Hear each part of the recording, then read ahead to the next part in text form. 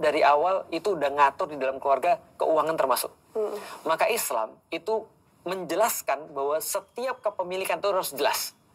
Karena kalau ada suami meninggal sama istri meninggal itu beda nanti urusannya tuh. Contoh kayak gini ya. Kalau Dr. Richard tidak berniat untuk nikah lagi, nggak apa-apa harta bareng, duit bareng, ataupun kemudian atas nama Dr. Richard, nggak apa-apa. Karena nanti suatu hari nanti Dr. Richard nggak ada misalnya, semuanya ke Dr. Eni sama anak-anaknya, nggak ada yang lain. Gampangnya seperti itu ya kalau mau gampang ya. Tapi kalau tiba-tiba dia ada secara legal istri yang lain, itu hartanya dibagi dua. Bahkan ketika itu adalah duit bareng-bareng untuk menghasilkan itu. Paham nggak maksudnya? Karena istrinya ada dua nih, baginya dua nih hartanya. Maka yang paling aman di dalam Islam, semua kasih istri aja lah udah. Oke.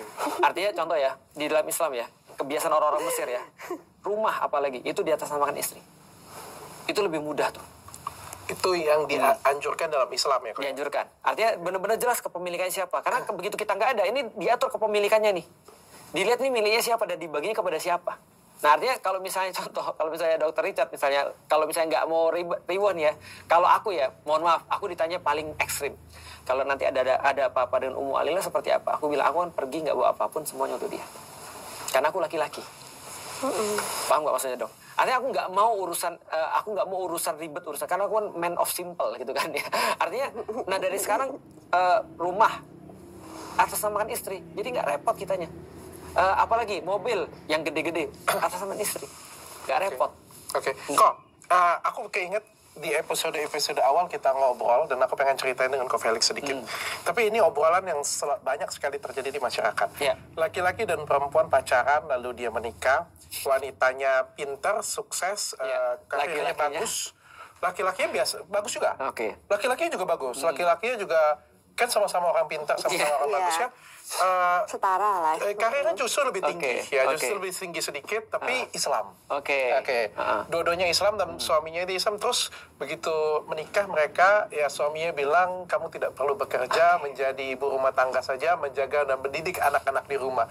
Si istri tadi dengan kecerdasannya, dengan posisinya di perusahaan ditinggalkan semua demi ikut si suami tadi ya. Lalu berjalannya waktu tentu saja kan ketinggalan ya. Dulu kalau misalnya kita buka laptop kan startnya ada di sini, sekarang tidak ada lagi. Berubah ya. Buka langsung start ya. Zaman itu sudah berubah. Pendidikan level-level pendidikan juga berubah, aturan-aturan udah berubah. 20 tahun kemudian ketinggalan. Tentu kalau ngelamar kerja lagi siapa yang mau terima lagi? Kan udah tua. Ya kan? Sedangkan suami ini yang Islam banget nih, tiba-tiba selingkuh nih misalnya nih, atau tiba-tiba melakukan harus yang berpisah ya. Dan harus berpisah. Tentu kan ya posisi ini nggak menguntungkan, tidak menguntungkan untuk si istri. Mau cerai, kerja lagi nggak laku. Mau nikah lagi juga sudah tua, sudah jelek. Anak-anak juga menjadi mau bertahan, ya sengsara, sakit hati kayak gitu. Nah, ini terjadi kok banyak banget di Indonesia, masyarakatnya seperti ini nih. Akhirnya itu memaafkan dan disakiti lagi dan lagi. Betul. Untuk masalah-masalah kayak gini, biasanya aku pakai cara pendekatan begini. Coba kita balik nih. Andai kan setiap orang berpikir bahwasanya dia harus aman dengan dirinya sendiri misalnya ya.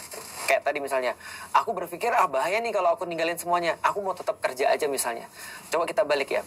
Ketika dia tetap kerja, pasti ada problematika yang lain yang muncul. Yaitu misalnya anaknya jadi kurang waktunya misalnya. Bisa jadi ya. Atau misalnya ada beberapa hal yang lain yang dia tidak bisa lakukan sebagai orang tua ketika dia masih bekerja full time misalnya di kantor atau misalnya pada posisi dia. Sekali lagi bukan berarti kita anti cewek bekerja. Aku pro cewek bekerja. Yang aku nggak pro adalah cewek meninggalkan kewajiban. Itu aku nggak pro. Contoh misalnya ya, yang bisa hamil itu cuma cewek.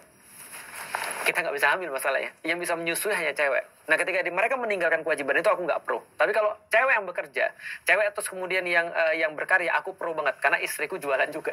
Gitu kan ya, secara online. Oke, kalau kita balik. Andai kan kita misalnya hidup dengan misalnya tadi, dengan keamanan untuk diri kita sendiri.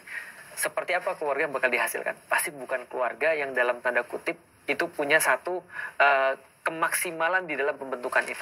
Artinya coba kita lihat, kita itu adalah hasil daripada orang tua yang berkorban. Setuju. Dan setiap orang tua kita, bapak kita punya korban sendiri, punya pengorbanan sendiri. Ibu kita yang lebih utama punya pengorbanan sendiri. Maka Islam tidak pernah adil memandang orang tua, di mana ibu itu harus lebih dihormati daripada bapak.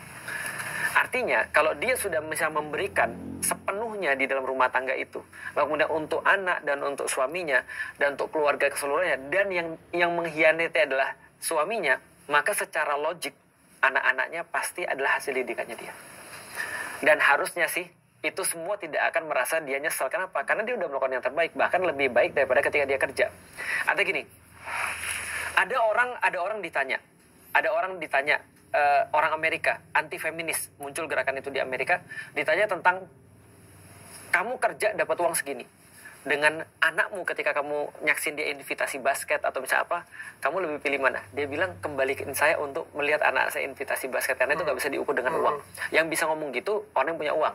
Kalau yang orang gak punya uang, yang penting gue punya duit aja. Nah, artinya balik lagi, kalau misalnya dilihat dari segi itu, kita bisa tahu bahwa ada kebahagiaan-kebahagiaan tertentu bagi seorang ibu yang dia akan mendapatkan bersama dengan anaknya. Karena begitu dia sama dengan anaknya, dia keluar semuanya. Artinya perempuan itu akan bagus di kantor, boleh untuk bekerja, boleh. Tapi perempuan ada satu skill yang nggak bisa dilakukan oleh laki-laki. Kasih sayang itu nggak bisa diganti oleh laki-laki. Dan ketika dia melakukan itu, otomatis harusnya dia lebih bahagia ketika dia berada di posisinya dia. Artinya sekali lagi aku nggak pro pada itu. Cuman maksudnya gini, kita nggak ada pilihan sih, Dok. Artinya either kita mengorbankan yang terbaik untuk dapat sesuatu yang terbaik, atau ketika kita tidak mengorbankan apapun, hasilnya pasti nggak ada. Artinya kalau seorang ibu mengorbankan sesuatu atau seorang bapak mengorbankan sesuatu, ada dua pilihan dalam hidup dia. Dia bisa jadi gagal, dia bisa jadi berhasil. Tapi kalau dia tidak pernah melakukan itu, nggak ada opsi selain gagal. Intinya ringkasan dari